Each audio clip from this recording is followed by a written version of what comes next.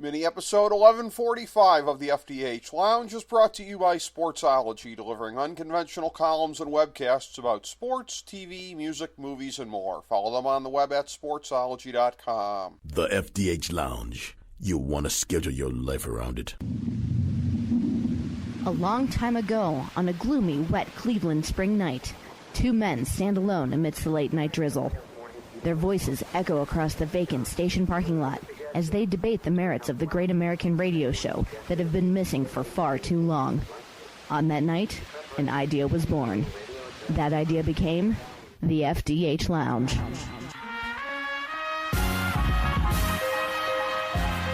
Welcome to the FDH Lounge. Hello, everyone. Welcome to FDH Lounge, mini episode number 1145. This is FDH Managing Partner Rick Morris here. And if you've caught our previous 8 mini episodes, we took a deep dive inside the NFL for 2019, division by division, with the one and only Platinum Smalls making his return to the FDH Lounge. So what we're doing today, by contrast, is we're taking a big picture look here at both of the different conferences, what some of the main stories are going to be, the teams that we'll be talking about, issues that have arisen for the league in 2019, some of which directly coming out of 2018, and an awful lot to be able to get to, and one of my favorite panels that we always put together. These gentlemen collectively do the Callas Thoughts podcast. Good friends, Joe Staszak and Steve Callas. I will be bringing them in here. Joe from 97.5 The Fanatic in Philadelphia, an outstanding show in the market there, dominating the ear holes in Philly. It is always a pleasure to have Joe on. We've been having him on since back in the days when he was doing TV. A well-rounded, well-seasoned broadcast veteran. Good to have you back on, my friend. Thank you so much for making time for us. Hey, Rick, always a pleasure, my friend. Always a pleasure. Always love to come on. Love to have you on, and the same holds true for my good friend and fellow FDH Lounge dignitary, Steve Callas, who has been heard, of course, over the course of time on many fine outlets, whether it be WFAN, SNY in New York, a lot of places. Now, I understand he is the sports editor of the Westchester County Post. You can find that at westchestercountypost.com. Steve, great to have you back on, my friend. Please elaborate about your new gig. I've checked out some of the video content there, and it is really interesting. Yeah, it's great to be with both of you guys as always. I'm very lucky to be doing some video, some sports articles for WestchesterCountyPost.com. You can see it all on the internet right now. I'm working with two wonderful people. Janelle Albritton is the owner and publisher of WestchesterCountyPost.com, and I can tell you she's also a very good editor as well, and you guys know what I think of editors, so to find a good one is a rare happenstance. But lucky to be working with her, and Thomas DeSantis is the business development director, so I have a lot of fun working with these people, but they're also very good at what they do. You know, we got a lot of videos up on a lot of different things. We're going to follow Notre Dame football every week, but I already have something up there on the pass interference rule in the NFL, which I'm sure we'll get to during the following hour or whatever we're going to do here. But yeah, lucky to be doing this, and lucky to be doing this stuff with you guys right now. Well, I'll tell you what, why don't we start right on what you're talking about there with the pass interference rule, because that's going to bleed into, I'm going to be asking Joe subsequently about some of the major stories in the NFC this year, some of the major teams in there, and of course the Saints factor into that very prominently. They're a preseason Super Bowl favorite in a lot of quarters, but let's just back up for a second here and get to why they weren't in the Super Bowl a year ago, and a lot of it bleeds down to this one play. And again, a very badly botched call by the NFL. But this is what happens, and this is what's been happening ever since they put in replay. It's a highly reactionary type system. Something goes wrong. Oh my God, why didn't we include that in there previously? And then they put it in, and it's like, oh, that's why, because it was really super complicated. But then you get stampeded into it here, as they were by the way that the Saints got screwed out of being in the Super Bowl. But I really liked the video that you had there, and again, people should check it out at WestchesterCountyPost.com. A nice little two-parter you got there on the complexity of this issue and why there's more to it than what meets the eye. Well, I think you said it best in terms of reactionary, but it was one of the most, if not the most egregious call we've ever seen in a playoff game. And if you talk to football fans 20, 30, 40 years from now, I mean, they'll remember this play. It was so bad. So everybody knows what happened. There was an obvious pass interference call that wasn't called, and as a reaction to that, Sean Payton, who was on the rules committee, of course, the coach of the Saints, decided to try and push through, and did push through with the help of virtually all the coaches, a new rule where you can review not only a pass interference call, but a non-pass interference call, this is, as you both know, the first time this has ever happened in NFL history. But here's the problem, of course. The coaches are only allowed to challenge it with a challenge flag the first 28 minutes of the first half and the first 28 minutes in the second half. As you both know, the last 2 minutes of the first half, the last 2 minutes of the second half, and any overtime, it goes to the eye in the sky, the official up in the booth, and he will stop the game, if you will, if there's an egregious non-call or call of pass interference only. So that immediately raises two problems. And the first one, and I go into a number of examples in the article, the first one, of course, is, so the coach has two challenges. You guys know how it works. If you win the first two, you get a third. But suppose you have two big plays earlier in the game, before the final 3 minutes of the game, and the coach wins one and loses one. So what happens? He runs out of challenges. And what happens if you have the exact same play that you had last year with 2 minutes and 20 seconds left in the game, or 2 minutes and 10 seconds left in the game? It's the same result. Nothing's going to happen. So Sean Payton, after the rule was passed, he essentially said, I was hoping to get a little more. The league wasn't ready for that. The other teams weren't ready for that. But he was almost saying we're going to get that this year. Because if what I just said happens once this year or anything like that, they're going to say, well, why did we pass the rule? Let's let the guy in the sky do it the entire game. And I think that's where we're going. Of course, now when a coach doesn't have a challenge left, if that play happens, what's going to happen? Oh, it's the coach's fault. Why did he throw that challenge flag in the second quarter? You know how it's going to go here. And the other interesting thing, which I've already talked to Joe Staszak about on our podcast, is just suppose you have a play where the guy's coming off the edge, he beats the left tackle cleanly, he's going to sack the quarterback, and somehow the left tackle just turns around and grabs him or holds him or tackles him, and somehow that's missed. Well, because it's not pass interference call or non-call, nothing happens. So you've limited it to the most obvious pass interference, but you guys all know what happens with holding calls and other calls, and I have a few other examples, but overall, this is like a little open door now, and I think Sean Payton's going to try and kick it down at the end of this coming season by allowing the eye-in-the-sky guy to call it at any time during a game and maybe expand it to other calls, not just pass interference. So I think this is the start of something that's going to be bigger. Exactly, and on the surface, it might seem kind of curious that Sean Payton would use his platform in that way because, again, it's not like it's going to change the outcome of the game there, but if you're looking at historical vindication, that he can point to that subsequently, like, well, I was screwed at the very end of the way the NFL used to do business, and if the NFL did business the way that they did subsequently, then we'd have been in the Super Bowl. So I guess it allows him that. We live in a propagandized day and age when you can basically try and look for moral victories or what should have happened and whatever. So he seems to be going for the spin route on that, even though I think we all agree they got screwed. But you look at it, Joe, in terms of the NFC, when you're looking big picture here, the top contenders in the NFC, you have to obviously put the Saints in the mix. I'm one of these people that's kind of looking at how Drew Brees fell off the second half of last year.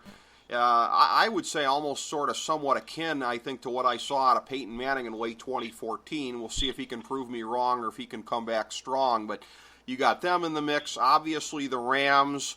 You've got a Bears team that is still heartbroken from the double doink on the field goal last year, but they lost their defensive coordinator, so they're going to have to deal with some continuity issues there. And then you get to the East, and everybody seems to think it's between the Cowboys, who I still think are overrated, and your Eagles, who I will tell you, I actually have coming out of the NFC. I have it being another big year for Philly. So, when you look at this, and maybe there's a few teams I'm leaving out there as well. Seattle obviously just shook it up by getting Jadeveon Clowney.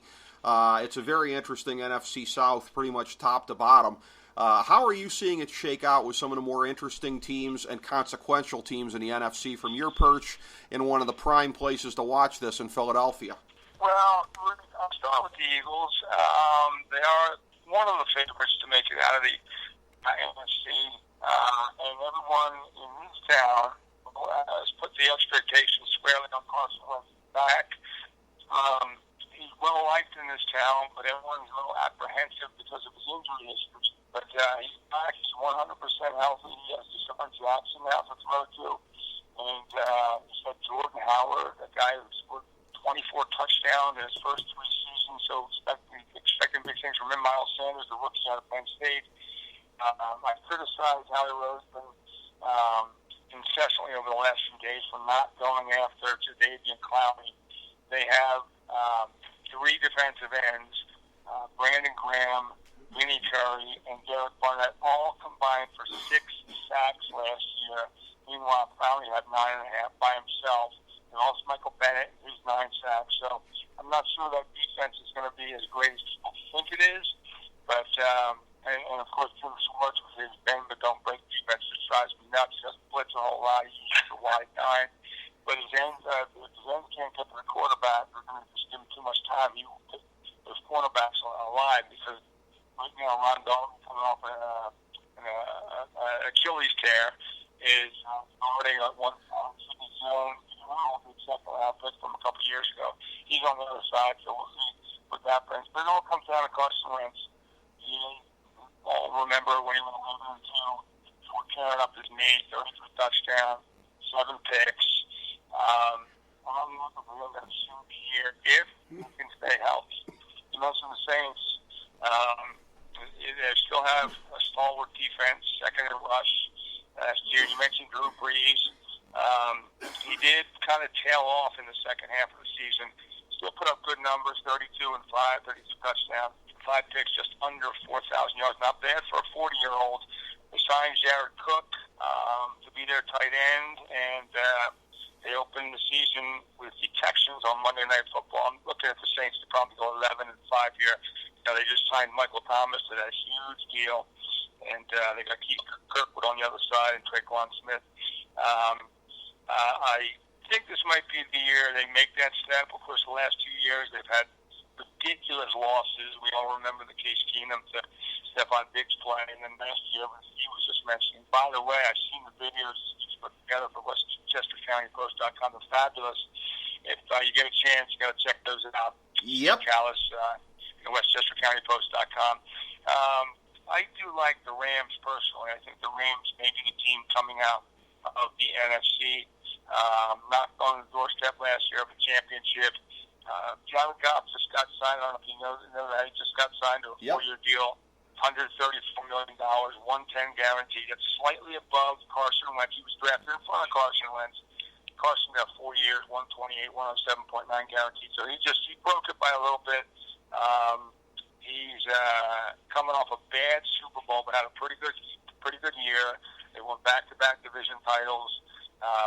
Biggest question mark there, obviously, is Todd Gurley. He had third the league in rushing, but he had that mysterious knee injury.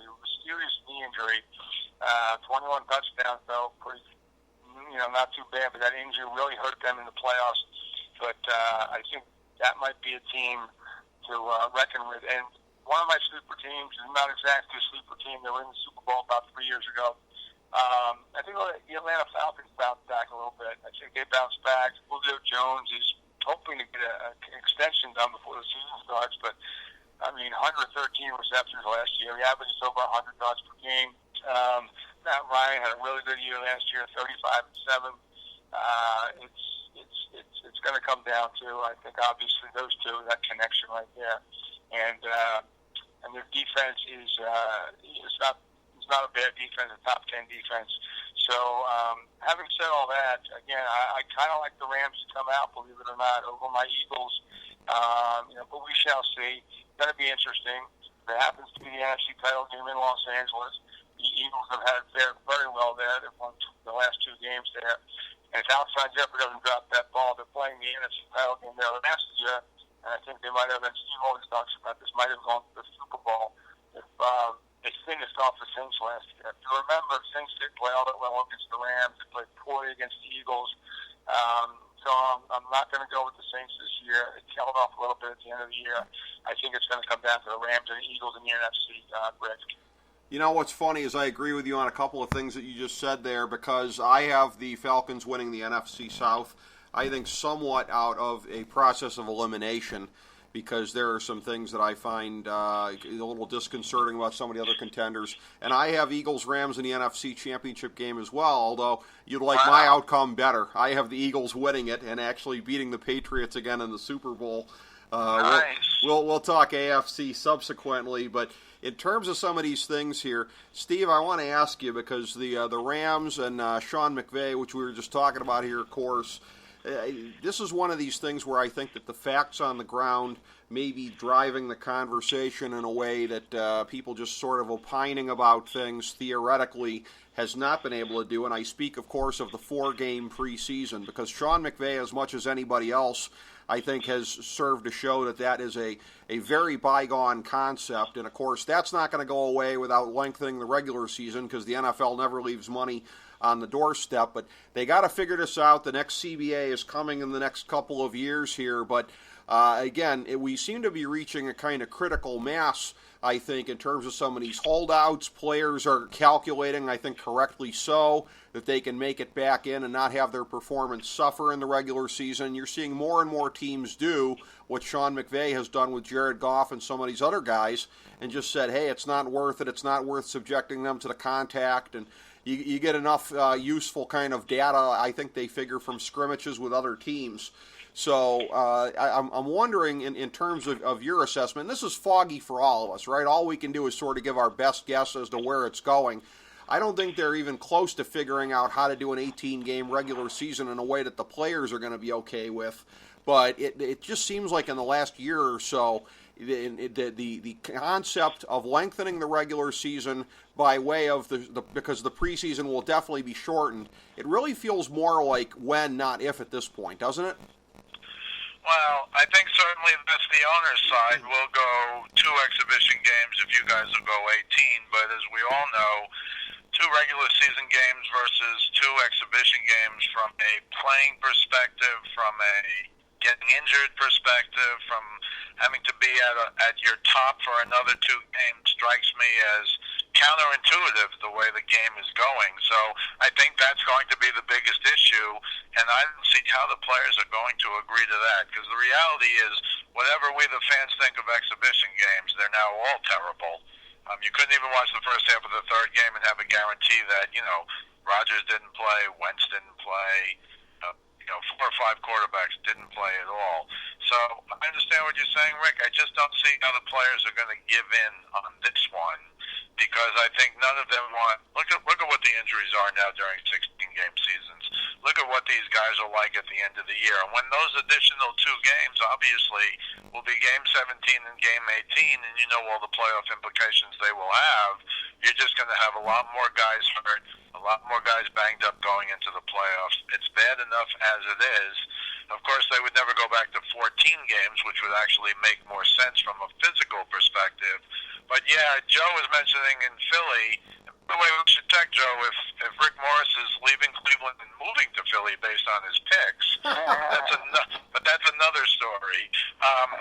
But Joe has talked a lot about it. He brought up exactly that. The quarterbacks aren't playing. The games are a joke to begin with. You do need something to see these guys who are on the fringes, the special teamer who just makes the game. But I think you can do that in 2 games, and it doesn't seem, and I'll use Wentz as an example. I was yelling on Philly radio, this guy missed the end of last season, injury, no playoffs, missed the Super Bowl year, no playoffs. He hasn't been in a playoff game yet, and so he missed the last 3 or 4 weeks last year, and he hasn't played it down. So I know they're playing Washington the first week, but, suppose he throws a pick, suppose he's rusty, suppose he has problems early. I think the Eagles have made a decision, look, it's Washington, we're going to beat them. Suppose they were playing somebody real good, I don't know if he would have played at all, but I think Joe's right in that they're moving towards our number 1 quarterback isn't going to play, period, because we can't afford to lose these guys. and that seems to be the way of the future. But I don't think there's going to be a two-game quid pro quo. We'll give up 2 exhibition games if you give us 2 more regular season games, because I think the injuries resulting from those extra games are going to be dramatic at the end of the season, in a longer season than anybody's ever played in the NFL, in the history of the NFL.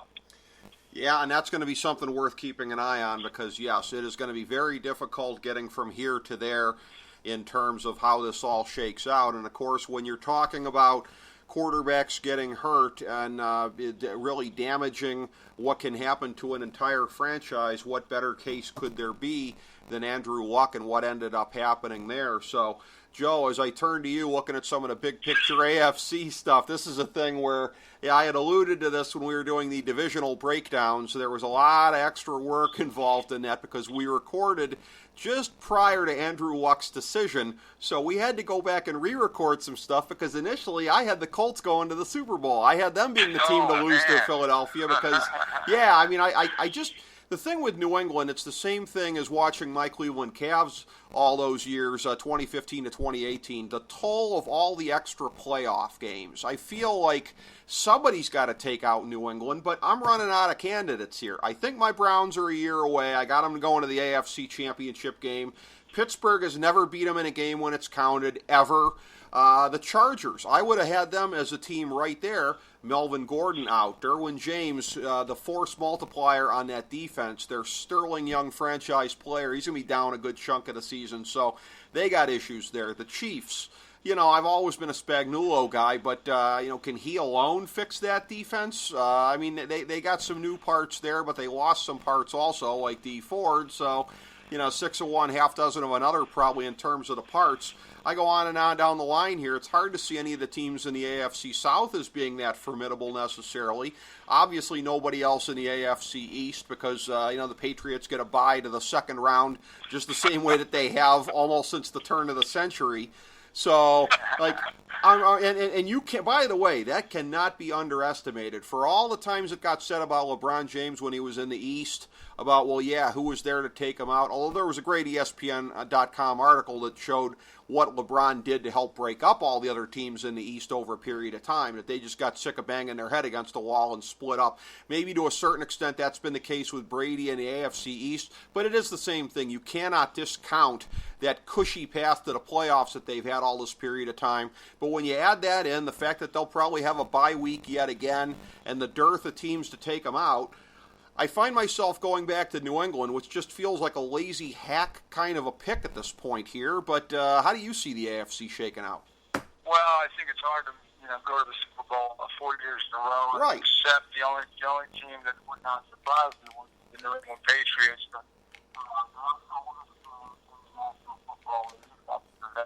That's just coming off the Super Bowl championship.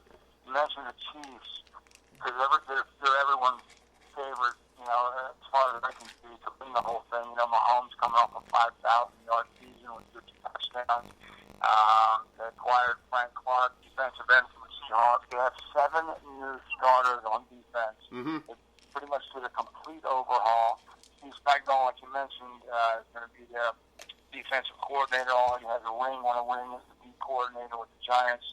In 2007, didn't fare that well in New Orleans, but I think he's a very good defensive coordinator. He has 4 new assistants on defense. It's a whole new look at the 4-3. They're going to run a 4-3 base. He paid a lot of money for Tyrann Mathieu, and again, Frank Clark off the edge. It's going to come down to, I think, week 14 in New England. The Chiefs go to New England. That's probably going to determine home field advantage. The game was played last year in KC, and KC was a D Ford offsides penalty away from going to the Super Bowl. The home field advantage is going to be very important there, but for New England, they can play anywhere. They really can play anywhere, but for that to be the key game, now you mentioned the Chargers. I like the Steelers and the Chargers as 2 of the teams that can make a run as well. Steelers lost in Turner Brown, Le'Veon Bell, but they have James Washington and J.J. Smith-Schuster. Nice job last year running the football, and of course, Ben Roethlisberger, 35 touchdowns, over 5,000 yards for Big Ben.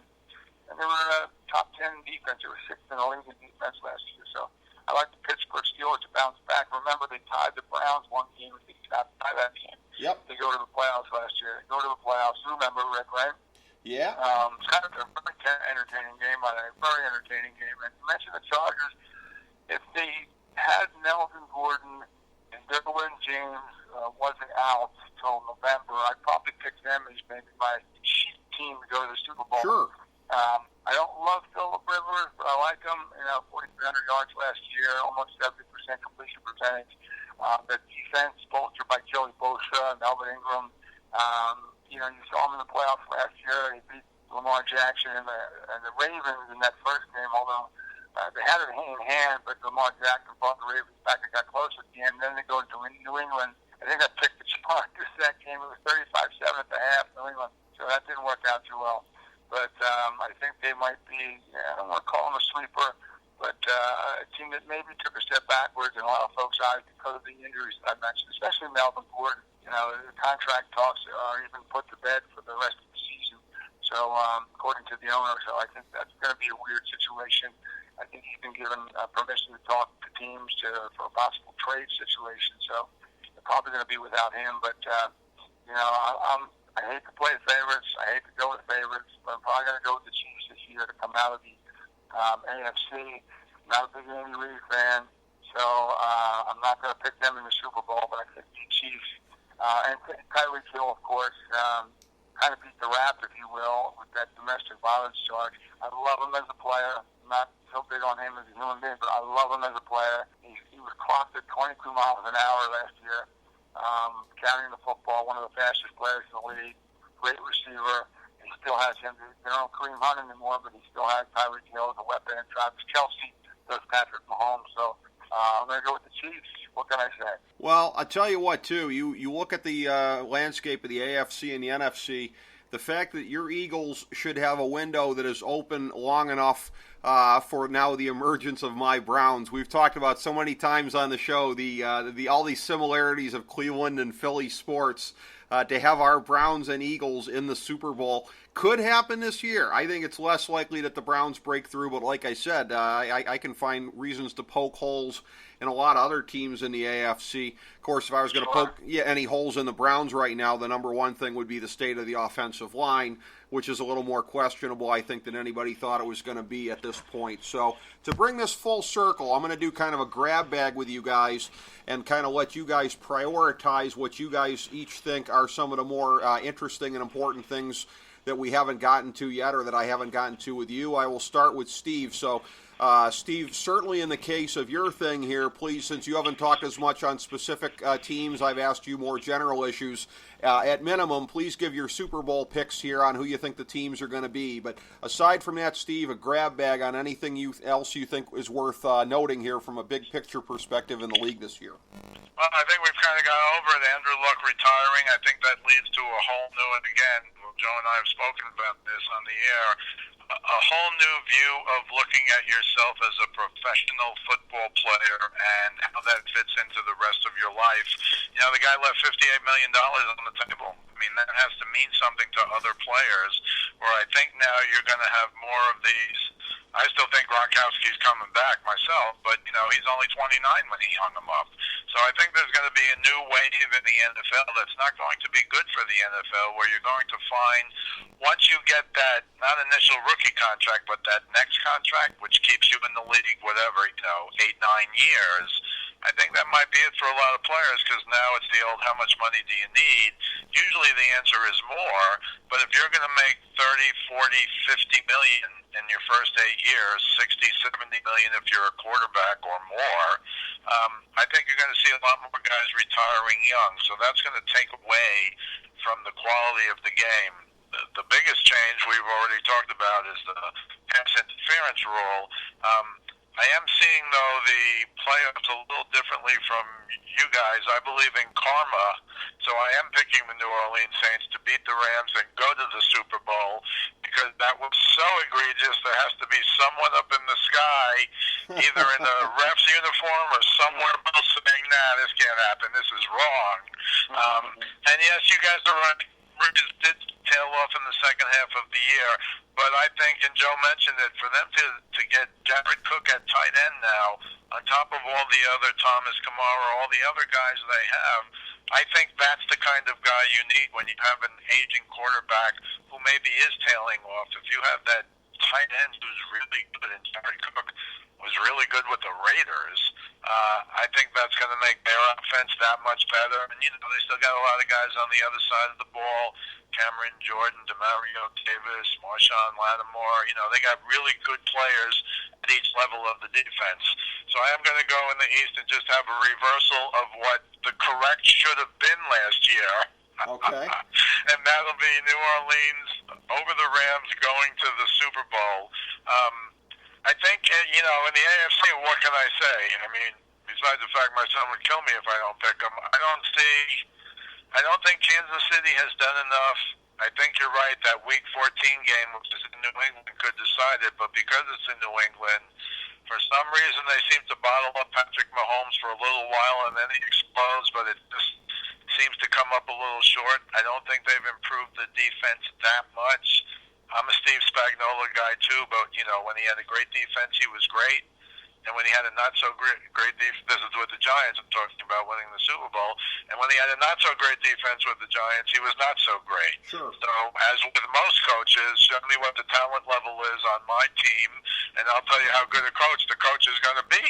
So, I don't see a whole lot in the AFC. I had a much harder time picking playoff teams in the NFC. But I have Cleveland and Pittsburgh coming out of the North. I have Jacksonville in the South. We haven't talked about the president and the vice president of the Nick Foles fan club is on your show right now, Rick. At least when he was an Eagle.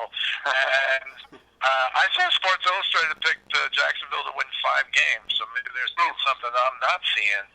But I think they're going to be fine. They've got Fournette. If their defense comes back anywhere near to what it was 2 years ago, well, I'll remember they should have beaten the Patriots 2 years ago in the playoffs. Just like Joe said, without D Ford going neutral zone infraction, they would have beat the Patriots last year at Kansas City. But somehow the Patriots are the Patriots, and my son tells me the defense is, he says he's more excited this year than the last 3 years before the season started for the Patriots because their defense is so good. And we saw them become, whatever you think of Brady, 42, 43, 44, 45, tailing off or not, they're a power running team. They're like the Green Bay Packers of the 60s. Belichick has totally stood the league on its head. See the final score of the Super Bowl. So I don't know how that's going to change. They've got Sonny Michel. Yes, they lost a couple of guys. They lost David Andrews, their center, to these blood clots, and that's a terrible thing, obviously for his health, but also for the Patriots. He's been a rock on their line the last few years. But I still think somehow they get over the hump, and the only team I think can beat them are the Kansas City Chiefs. But, you know, Joe Staszak has talked about Andy Reid for 15 years now, and you just don't quite have that confidence, especially after last year.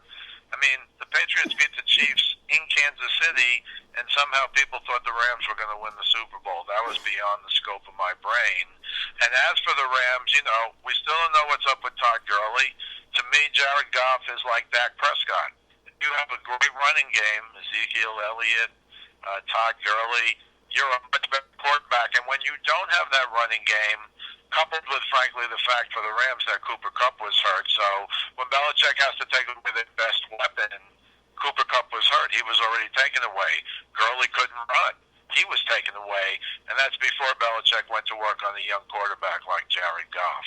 So I think it's going to be Patriots over the New Orleans Saints in the Super Bowl, which, frankly, is what at least the matchup should have been last year. Well, the league would love that, to have Breeze v. Brady in the Super Bowl. And listen, whether or not the Jags do anything on the field this year, their ownership is at least going to be relevant and in the news because, of course, coming up about a month from now, the launch of the Khan family, their brand new show on TNT, the first pro wrestling show to go head-to-head with the WWE in 18 years. So as they directly take on Vince McMahon, the Khan family will either be in the headlines just because of that, or possibly with the Jags winning as well, but they are guaranteed headlines nonetheless. I'll pivot to you, Joe, and same kind of deal. Anything we haven't gotten to with you yet that you find noteworthy in the league this year?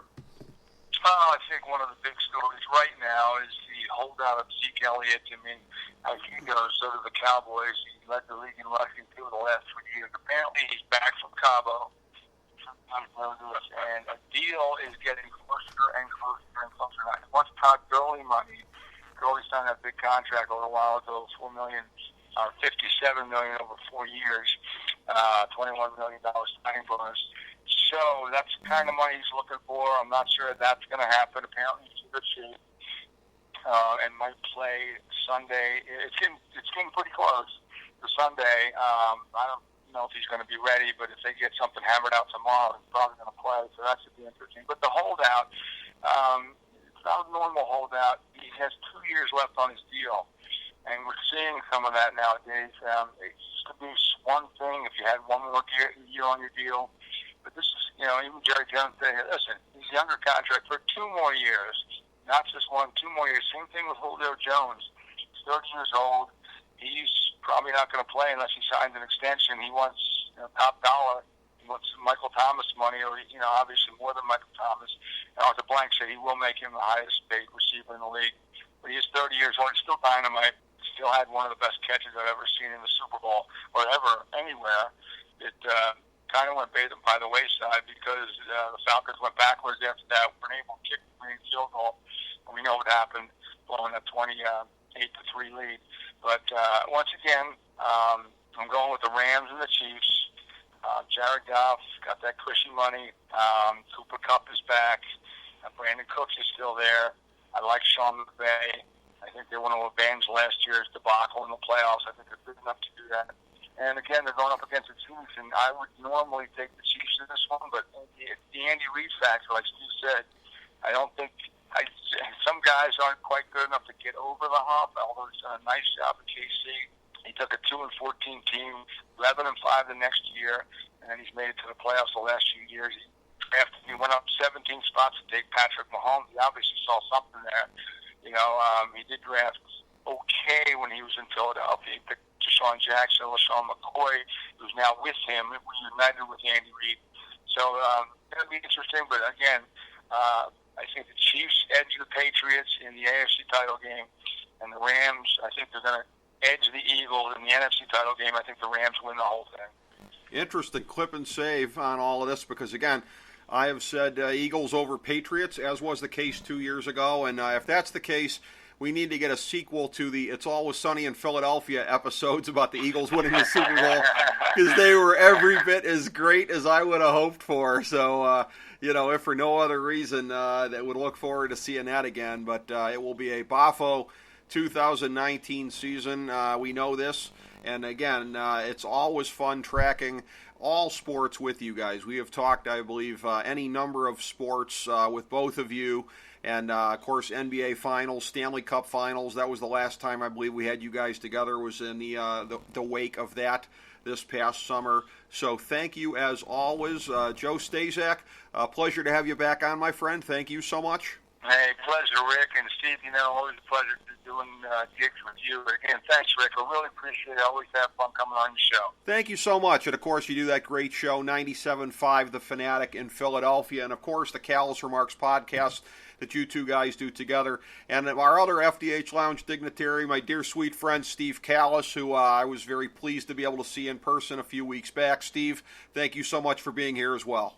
Hey, it's my favorite duo to do these kinds of shows with. I love doing it with both of you guys, and I can't wait till we do it again. It's going to be awesome the next time we do this. But, again, in the meantime, thank you for doing this, and thank you, everybody, for tuning in for FDH Lounge mini-episode number 1145. As we bring the show to a close, we would like to extend our deepest gratitude to NBC, CBS, ABC, Fox, all Clear Channel affiliates, TNT, TBS, USA, UPN, Deadspin.com, YouTube.com, YTMND.com, MySpace.com, various blogs, Fox News, CNN, CNBC, MSNBC, IamBoard.com, Billboard.com, Google.com, ESPN, ESPN2, ESPN News, ESPN Classic, NBA TV, NFL Network, SportsTimeout Ohio, Athlon Magazine, Comedy Central, Cartoon Network, The Boomerang Channel, QVC, BET, The Spice Channel, Steno Notebooks, Manwich, Papermate Office Supplies, waitresses, strippers, bartenders, garbage men, janitors, microwave popcorn, the writers of The Office, Scrubs, Entourage, My Name is Earl, Oz, Metalocalypse and the Boondocks, Aquafina, and the periodic table of elements.